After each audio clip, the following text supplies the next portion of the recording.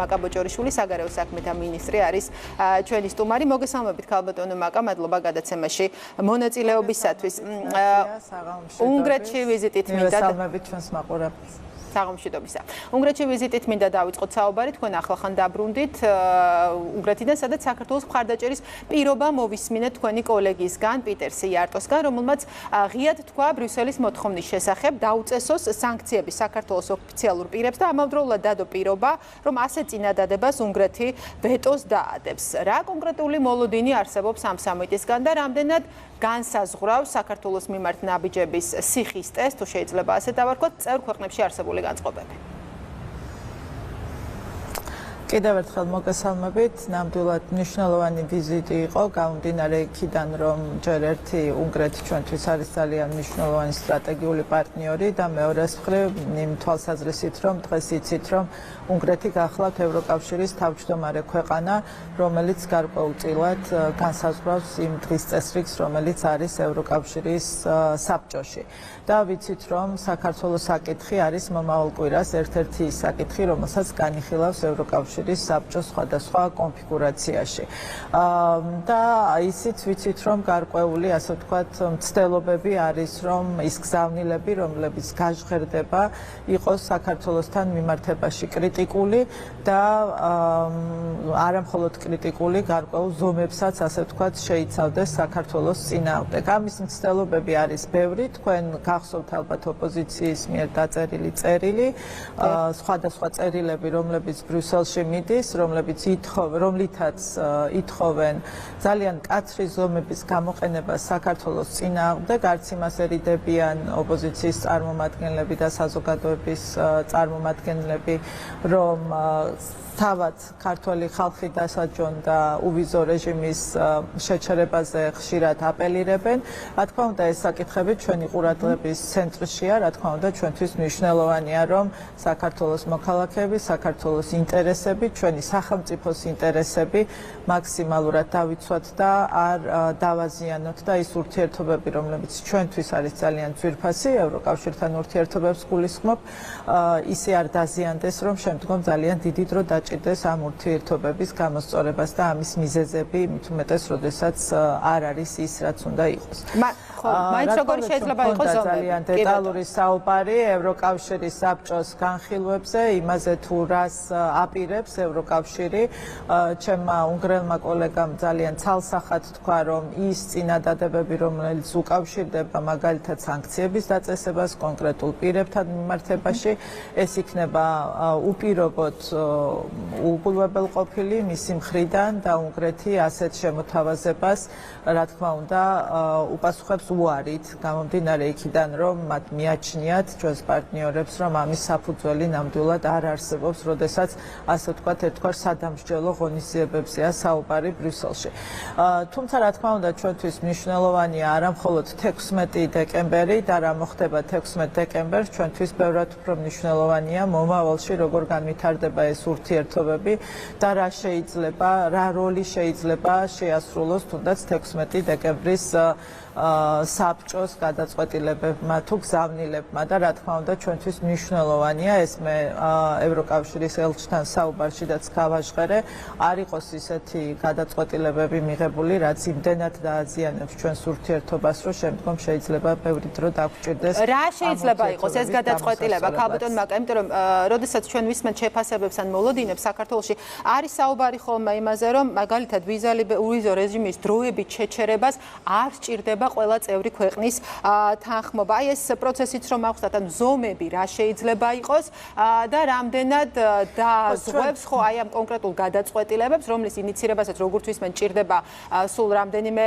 ქვეყნის მაგალითად ნახევრის დაახლოებით ინიცირება, რამდენად დააზღვევს მაგალითად კონკრეტული ქვეყნის მხარდაჭერა აი ამ ზომების მიღებას. ხო ეს მუქარები რა თქმა უნდა ჩვენ გვესმის ჩვენ ისიც გვახსოვს ივნისის თვეში მაშინდელმა უმაღლესმა წარმომადგენელმა საგარეო საკითხებში ბორელმა ერთგვარად ჩაიკითხა კიდეც ის საკითხები რაც იმ დროისთვის მაგიდაზე იტო და ევროკავშირის საბჭომ რა თქმა უნდა არ გაიზიარა იმიტომ რომ ამისთვის არ არსებობდა შესაბამისი საფუძვლები და არ არსებობდა თანხმობა ევროკავშირის წევრი ქვეყნების მხრიდან რა თქმა უნდა ვიცით რომ ეს საკითხები დგას დღის წესრიგში პროცესში განიხილება, მაგრამ მე ძალიან დიდი იმედი მაქვს და მჯერა ამის, რომ ევროკავშირის წევრი ქვეყნები საბოლოო ჯამში ისეთ საკითხებთან დაკავშირებით, რომელიც უკავშირდება ქვეყნის ერთგვარად დასჯას და ამისთვის შესაბამისი საფუძველი არ არსებობს, არ გადადგამენ ამ ნაბიჯებს და არ იქნება ისეთი გადაწყვეტილებები მიღებული, რაც კიდევ უფრო დააზიანებს საქართველოს ევროკავშირში გაწევრიანების პროცესს.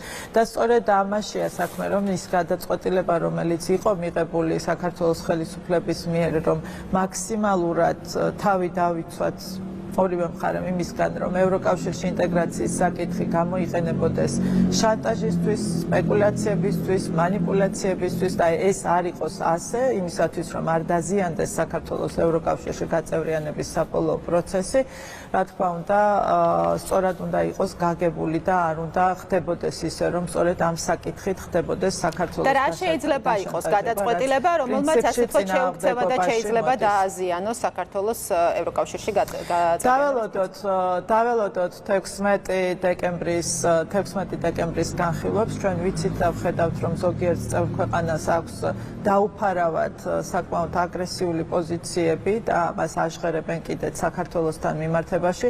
თუმცა ისიც ვიცით, რომ ევროკავშირის წევრი ქვეყნების დიდი ნაწილი არ იზიარებს ამ პოზიციებს, ასე რომ ნუ გავუსწრებთ მოვლენებს წინ, დაველოდოთ იმ განხილვებს, რა განხილვებიც უნდა იყოს ევროკავშირის წევრ ქვეყნებს შორის და იმ გზავნილებს, რომელსაც ჩვენ მოვისმენთ ბრიუსელიდან და რომლის ფარგლებშიდაც ჩვენ მოგვიწევს შემდგომ უკვე ბრიუსელთან მუშაობა და ევროკავშირის დედაქალაქებთან მუშაობა, იმიტომ რომ არის ევროკავშირის წევრ ქვეყნებს შორის ქვეყნები, რომლებიც სხვაგვარად ფიქრობენ, არის ევროკავშირის წევრი ქვეყნები, რომლებიც ასე ვთქვათ, ბევრად უფრო კრიტიკულები არიან საქართველოს ხელისუფლების მიმართ. თუმცა ევროკავშირში 27 წევრი ქვეყანაა და გადაწყვეტილებები, რა თქმა უნდა, ერთსულოვნად მიიღება, როდესაც საქმე ეხება მაგალითად სანქციებს ან სხვა ასე ვთქვათ, სადამშველო ღონისძიებებს.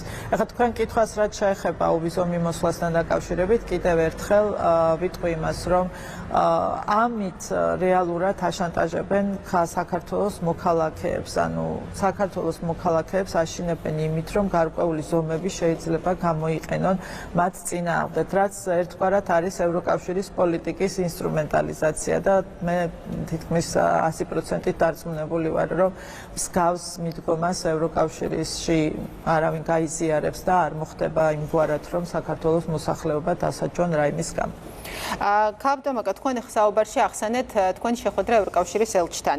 სულ რამდენიმე კვირაა თქვენ გახდით საგარეო საქმეთა მინისტრი და ყოველ თქვენ შეხვედრას ოპონენტების კრიტიკა ხოლმე სდევს თან, არა მხოლოდ ქვეყნის შიგნით და სწორედ აი ჰერჩინსკისთან შეხვედრა რომ გავიხსენოთ, ის გააკრიტიკა სალომე ზურაბიშვილმაც, ევროპელი პოლიტიკოსები უძღვნიდნენ სოციალურ ქსელში სტატუსებს პაվել ჰერჩინსკის. აი რა კამპანია ეს ერთი მხრივ, როცა ხელისუფლებას ადანაშაულებენ ქვეყნის ვექტორის საგარეო ვექტორის შეცვლაში, მეორე მხრივ კრიტიკას იმსახურებდეს ხელისუფლების წარმომადგენლების ყველა კომუნიკაცია დასავლეთთან. საერთოდ რა ტენდენციაა ეს არაღიარებაზე და დე ფაქტო მთავრობაზე ლაპარაკი საჯარო პირების მხრიდან? ვერაფრით დავამშვიდებ მათ, ვინც ღელავს ჩემი შეხვედრებით, მათ მოუწევთ იმის ყურება, რომ საგარეო საქმეთა სამინისტრო და საგარეო საქმეთა მინისტრი იმუშავებს და ყველაფერს გააკეთებს იმისათვის, რომ ამ სახელმწიფოს ინტერესები დაიცვას და ეს არის ჩემი პირველი საქმე, კომუნიკაცია და კონტაქტი, რა თქმა უნდა, ჩვენს პარტნიორებთან, ჩვენს კოლეგებთან, მათთან, ვინც მუშაობს საქართველოში, მათთან, ვინც მუშაობს საქართველოს საკითხზე და ვისაც ურთიერთობები აქვს ან სურს რომ კონდეს საქართველოსთან. რა თქმა უნდა, ეს არის ჩემი პირველი საქმე, რომ ეს გავაკეთო და მათ მოუწევთ ამის ყურება და აღშფოთდნენ რა გავაკეთოთ.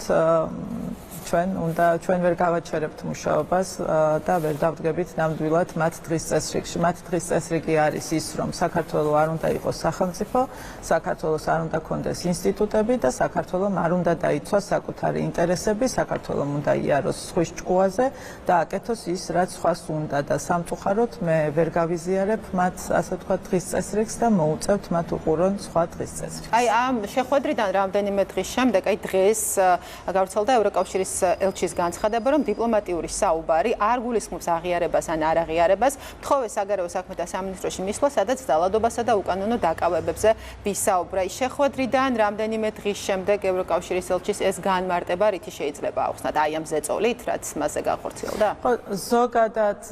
ზოგადად წარმოუდგენელ რამეს აკეთებენ, წარმოუდგენელ დღეში ჩააგდეს ასე ვთქვათ ეს ადამიანი, რომელიც მოვიდა მისი ვალია ასევე კონდეს ურთიერთობა საქართველოს ხელისუფლების წარმომადგენლებთან, მოვიდა შეხვედრაზე და ქონდა ჩვენ საუბარი საქართველოსა და ევროკავშირის ურთიერთობებზე. კარგ მდგომარეობაშია ეს ურთიერთობები თუ ცუდ მდგომარეობაშია, ჩვენ უნდა ვისაუბროთ და რა თქმა უნდა ეს არის მისი ვალიც და ჩემი ვალიც და წარმოუდგენელია, როდესაც მან ასეთი კრიტიკა მიიღო არა მარტო ოპოზიციის წარმომადგენლების მხრიდან, არამედ უცხო ქვეყნის წარმომადგენლების მხრიდანაც, რომლებიც ვნახეთ, რომ სოციალურ ქსელებში საოცრად ასე ვთქვათ აკრიტიკებდნენ მას. კიდევ ერთხელ ყველას მოუწევს რაღაცნაირად უყუროს იმას, რომ საქართველო ეცდება საკუთარი ინტერესების დაცვას და საქართველოს ექნება ურთიერთობები პარტნიორებთან. იქნება ეს ელჩის სახით წარმოდგენილი, საგარეო საქმეთა მინისტრებით წარმოდგენილი თუ სხვა ოფიციალური პირებით წარმოდგენილი. ეს დიალოგი ჩვენ გვჭირდება, მათაც სჭირდებათ და რა თქმა უნდა ჩვენ გავაკეთებთ ჩვენ საქმეს. კი ბატონო და ამ თემიდან ბუნებრივად უნდა გადავიდეთ სწორედ აი ამ დიალოგისკენ მოწოდების განცხადებაზე, რომელიც იკითხებოდა იმ წერილობით განმარტებაში, რომელიც გაავრცელა ელისეს სასახლემ ემანუელ მაკრონის ზარს გუშინდელ საუბარს გულისხმობ ბიძინა ივანიშვილთან. ამ განცხადებაში არის გამეორებული დასავლეთში რამდენჯერმე ნათქვა მიფრაზა, რომ საქართველომ გადაუხვია ევროპულ ტრაექტორიას. მოდით ამ კომუნიკაციის შეფასებით გამოგზავნოთ საუბარი, როგორ უნდა გავიგოთ ეს განცხადება და პარალელურად დიალოგისკენ, ყველა მხარის ჩართულობით უზრუნველყოფილი დიალოგისკენ მოწოდება. შეიძლება ვიფიქროთ, რომ ეს არსებული სიტუაციის განმუხტვაში დასავლეთის ჩართვის სურვილია?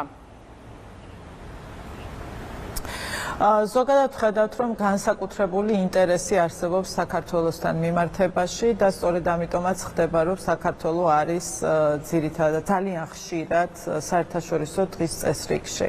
რა ფორმით და როგორ ეს მეორე საკითხია, თუმცა ჩვენ ვხედავთ, რომ საქართველოს საკითხი ნამდვილად აქტიურად დგას საერთაშორისო პარტნიორების იქნება საერთაშორისო დღის წესრიგში.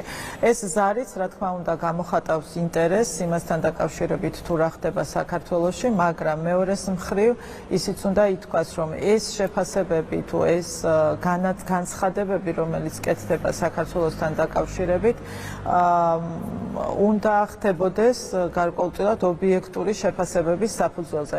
მაშინ, როდესაც ვიღაც აკეთებს იმ დასკვნას, რომ საქართველომ გადაუხვია ევროპული გზიდან, წარმოუდგენელია ხა ხელისუფლების პოზიცია არ მოისმინო და არ მოისმინო ის თუ რას აკეთებს ეს ქვეყანა, ამ ქვეყნის ხელისუფლება იმისათვის, რომ სწორედ ევროკავშირში ინტეგრაციის გზაზე იდგეს ქვეყანა და სწორედ იქით გააგრძელოს სვლა. რა თქმა უნდა, ბევრ კითხვებს აჩენს ამგვარი შეფასებების გაკეთების მიზნობრივობა, რას ემსახურება, ვის მიზანს და რა მიზანს ემსახურება საქართველოს ამგვარი შეფასებები. ჩვენ აქ თითო ორ ადამიანზე არ ვსაუბრობთ, საუბრობთ ქვეყანაზე, სახელმწიფოზე, რომელშიც ცხოვრობს ხალხი, რომელიც ირჩევს ხელისუფლებას და ეს ხელისუფლება ახორციელებს მის საქმიანობას სწორედ ქართველი ხალხის ინტერესებიდან გამომდინარე და როდესაც აპელირება ხდება ხოლმე ქართველი ხალხის ინტერესებზე, უკვე სასაცილოც არის, როდესაც ამას აკეთებენ რაღაც ჯგუფების ინტერესებიდან გამომდინარე. სახელმწიფოში ხალხის ლეგიტიმურ ინტერესს გამოხატავს ხელისუფლება და რა თქმა უნდა ეს უნდა იყოს ყოველთვის ანგარიშგაწეული. საქართველოს ხელისუფლებას არასდროს უთქვამს და არასდროს არაფერი გაუკეთებია ისეთი, რომ ეს გაემართლებინა ეს ასე ვთქვათ განცხადებები საქართველოს ხელისუფლებამ ძალიან სერიოზული განაცხადი გააკეთა 2022 წელს, მაშინ როდესაც ჩვენ ევროკავშირში გაწევრიანების განაცხადი გავაკეთეთ. ეს არის სერიოზული განაცხადი, ჩვენ სწორედ ქართველი ხალხის ნების, იმ პროგრესის გათვალისწინებით და იმ მდგომარეობის გათვალისწინებით, რაც არის საქართველოში, გაკეთდა ეს განაცხადი და მივიწევთ იმისკენ, რომ განაცხადი არ დარჩეს განაცხადად და როდესაც შემდგომი გაფართოება მოხდება, საქართველო იყოს მზად ევროკავშირის წევრობისთვის. და ეს არის ჩვენი განაცხადი და შესაბამისად მნიშვნელოვანია, რომ პარტნიორებმაც კარგად გააცნობიერონ, როდესაც ასეთ შეფასებებს აკეთებენ, ვის წისქვილზე ასხამს ეს წყალს. და აი ამ კონტექსტში მინდა ბოლოს შეაფასოთ, ხო, აი პარტნიორების დამოკიდებულების კონტექსტში მინდა გთხოვოთ შეფასება იმ ევროპარლამენტარების ჯგუფის ვიზიტისა საქართველოში, რომლებიც იმყოფებიან თბილისში და რომლებიც ამბობენ, რომ კარგად არის ცნობილი თუ რას ფიქრობენ ისინი ჩატარებულ არჩევნებზე და ამ პარლამენტის სტატუსზე. ხო, ეს ჯგუფი, რომელიც ჩამოსულია, მე არ ვიცი, რამდენად ევროპარლამენტის სახელით არის ეს დელეგაცია. ევროპარლამენტს საკმაოდ მკაცრი წესები აქვს დელეგაციების შედგენის და მათი, ასე ვთქვათ, გამწესების უცხო ქვეყანაში და მგზავრობის, ვისი სახელით საუბრობენ ისინი, საინტერესოა და სად არიან და რისთვის არიან ჩამოსული საქართველოში, ხო? ძალიან ხშირად სამწუხაროდ ხედავთ კონკრეტული ევროპარლამენტარების ქმედებებს, რომელიც მხოლოდ და მხოლოდ სეცხლზე ნავთის დასხმას გავს და რას ემსახურება ეს კიდევ ცალკე საკითხავია. ჩვენ ხედავთ ასე ვთქვათ ევროპარლამენტის წევრებს, რომლებიც გამოირჩევიან განსაკუთრებულად საქართველოს ხელისუფლების წინააღმდეგ კრიტიკული, ასე ვთქვათ, განცხადებებით და საქართველოს ზოგადად საქართველოს წინააღმდეგ ძალიან კრიტიკული პოზიციებით და საერთოდ არ აქვთ მზაობა, ასე ვთქვათ, ობიექტური სურათის დანახვის და ჩვენ არაერთხელ გვინახავთ მათი შემოქმედება, რომელიც შემდგომ აისახება ხოლმე ევროპარლამენტის რეზოლუციებში და ეს რაღაც აქტივისტური დამოკიდებულება, რაც აქვს საქართველოსთან დაკავშირებით. ესეც ერთგვარი, ასე ვთქვათ, მცდელობაა, რომ რაღაცნაირად გააცოცხლონ პროტესტი, რაღაცნაირად გამოაცოცხლონ, ასე ვთქვათ, საპროტესტო ტალღა საქართველოში და ხელი შეუწყონ ისევ და ისევ არასტაბილურობას საქართველოში და რას ემსახურება და ვის ინტერესებშია დღეს საქართველოში არასტაბილურობა, ამას საქართველოს მოსახლეობის ძალიან დიდი ნაწილი კარგად ხვდება და ძალიან კარგად აკეთებს დასკვნებს. ძალიან დიდი მადლობა ქალბატონო მაკა, საგარეო საქმეთა მინისტრი მაკა ბოჭორიშვილი იყო დღის ქრონიკის სტუმარი.